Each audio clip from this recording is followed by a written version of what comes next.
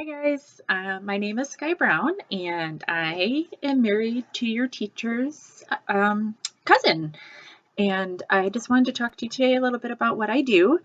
The career is called a midwife. Right now I'm a student, but I will be graduating at the end of this summer and starting my own job and my own career as a midwife. So a midwife is someone that helps keep mom who's pregnant and going to have a baby healthy and safe and helps keep that baby healthy and safe throughout her pregnancy and when the baby is being born and even for a little while after to make sure everybody's healthy and safe. Um, a lot of you may know that, or some of your moms, if you have little brothers and sisters, know that a lot of women go to the hospital to have their babies. But my job is going to be to help some of those moms have their babies at home. As long as they're really healthy people and everybody is really good, and then they can have their babies at home just as safe as they can in the hospital, as long as they have someone who's trained, like what I'm doing, to help them. So some questions that you guys had. One was if you need to have a high school or college degree. And yes, you do have to have either graduated from high school or have your GED, which is a test you can take to be equivalent to graduate, which once you get into high school, you'll learn about that. Um, but yes, high school graduation is important. But then there's two ways that you can do what I'm doing, and one is to learn with another midwife and do lots of studying of all the subjects on your own and take a big test, or go to a college and learn all of those same things and work with midwives and study and take the same big test. So I chose to go to college because I thought that would be easier for me than to try to figure out what to study all by myself. Um, Other question you had is if I work for someone or if I will work for myself. And you can work for someone else when you're a midwife, or you can own your own business and do it yourself. And that's what I plan to do. I plan to have my own business and not work for anybody else. But I have lots of other people that I can call and talk to help me if I have questions or am confused by anything.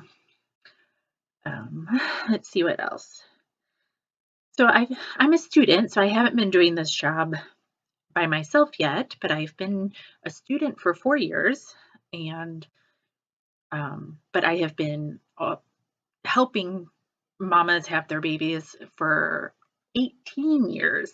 So I used to teach classes to teach people about how to be healthy in pregnancy, and then go and help them at their births, just giving them massage and talking to them and telling them they're doing a good job. And that's called a doula. And so I did that for a long time, and now I'm in school to do the midwife part. Let's see. How many days or a week or hours I work? So that's the thing about babies, is that you never know when they're going to come. So some weeks will work very little bit, and some weeks work way lots. And so I know that you guys are in school for a certain amount of time, and I would work many more hours than that, than the time like you're at school. Sometimes I don't even get to sleep at night and work 2 days in a row, but that doesn't happen very often. Um, so let's see. So typical day. So I do work inside. It's an inside job, not an outside job. And I have different days. I have days that I call clinic days, where I do appointments to do checkups on moms and babies. And then I do when the mama is going to have her baby, and I call that the birthday. And so I'm there for those days. So it's two different kinds of days. So in my clinic days, I see the moms from when they decide to start coming when they're pregnant, and I listen to their bellies and I take their blood pressure. And I was going to show you what that is. So don't know if any of you have had doctor's appointments where you get checked up on. So some of my equipment would be a stethoscope. You put these in your ears and then listen to hearts and lungs. And then I have this piece, which is a little, see if I can show you. And this gets wrapped around your arm. Some of you may have had that done at the doctor, and they pump it up and it gets tight, gives your arm a hug. And then they listen with the stethoscope on this part of your arm, and that tells the blood pressure. So every mom that comes in for an appointment, I do that. And then another important piece of equipment is called a Doppler, or it's called a Doppler. And so I'm going to show you a tiny little clip, and the machine is a Doppler, and then you'll hear the sound of the baby's heartbeat just for a few seconds. I wish it was longer, but I couldn't find it, and I don't own a Doppler yet. I didn't buy mine yet, so I wanted to show you that.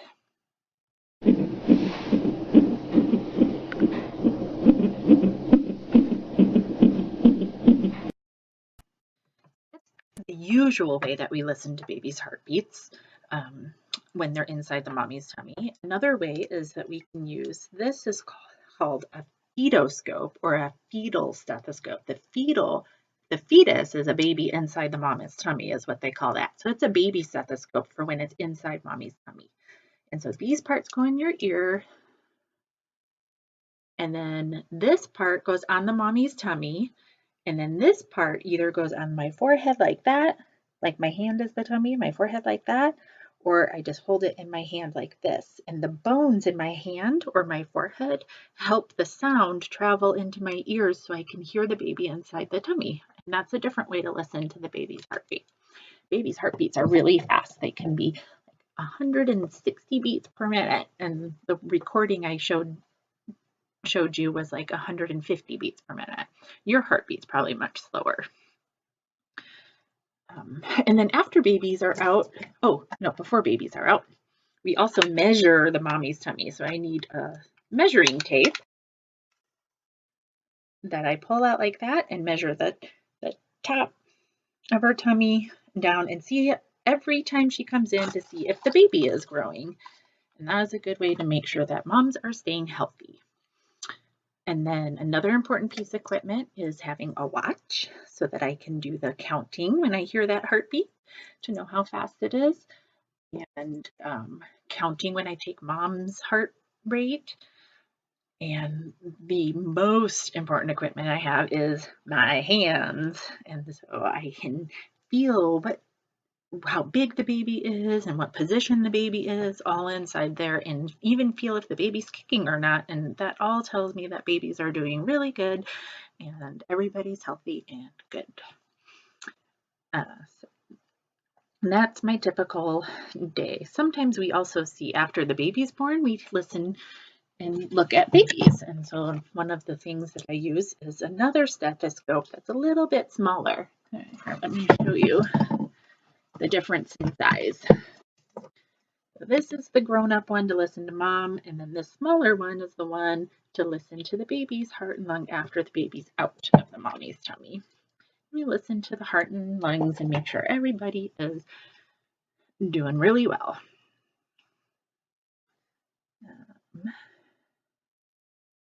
Let's see. That's the equipment, and I don't wear anything super special. I just dress nice on clinic days. Like, people say your Sunday best, so no blue jeans, but a nice shirt and some nice pants or a skirt, just so I look professional, but I don't have to wear a suit or anything like that. And then when I go help a mom when the baby's being born, I dress comfortable. I have to wear gloves on my hands, and how everybody's wearing masks right now, so I wear a mask like that, and I wear clear goggles to help protect my eyes from anything getting in my eyes, and then I wear like a special covering, then we call it a gown, cover up my clothes, just to keep any of the mom's germs from going onto my clothes or on my body. But I don't always have to wear that especially if mom is healthy and isn't sick with anything. I just mostly wear gloves. Let's see. Best part of my job is helping those families add a new family member, and they look so proud of themselves when the baby comes out and they're so in love with their new baby, and the brothers and sisters, if they have them, are so excited, and everybody's smiling and happy and good, and that's my favorite part. Let's see.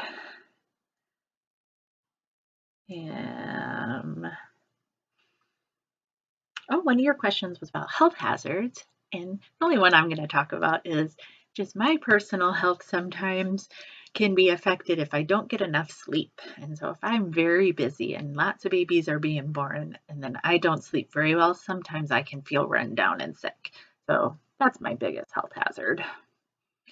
And then what I don't like about my job is that I sometimes have to miss things because you never know what day a baby is going to be born. And so I've missed like our Christmas Eve family time, and I've missed Christmas Day, and I've missed birthdays of my kids. And so all of that is a little bit sad.